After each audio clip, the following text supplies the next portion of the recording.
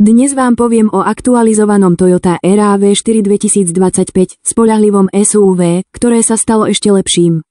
Ak hľadáte kombináciu štýlu, hospodárnosti a moderných technológií, tento model si určite zaslúži pozornosť. Začneme exteriérom. Model dostal nový predný nárazník a novú mriežku chladiča. Pruhy sa stali výraznejšími a dizajn je dynamickejší. Kolesové oblúky sú teraz čierne s lesklým povrchom, čo pridáva eleganciu. Zmenil sa aj dizajn zadných svetiel a diskov. Prejdime na interiér. Vnútorný priestor dostal nové materiály na výbavu. Príjemné prešívanie na dverových panele a sedadlách. Stredová konzola pri prevodovke je teraz v čiernom lesku. Multimediálny systém bol aktualizovaný, 10,5-palcový dotykový displej so zabudovanou navigáciou, modernými službami a pripojením smartfónov.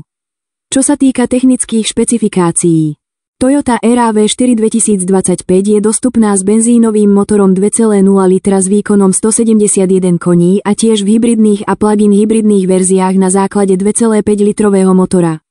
Predný pohon hybrid má 218 koní. Pohon všetkých kolies 222.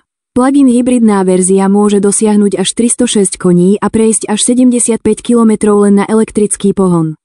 A teraz o najdôležitejšom, spotrebe paliva. Hybridná verzia RAV4 spotrebuje v meste približne 4,9 litra na 100 km, na diaľnici okolo 4,8. Verzia s pohonom všetkých kolies sa pohybuje okolo 5 litrov.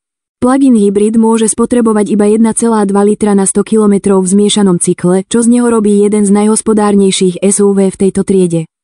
Ďakujem za sledovanie. Nezabudnite dať like, prihlásiť sa na odber kanála a nechať komentár. Uvidíme sa v ďalšom videu.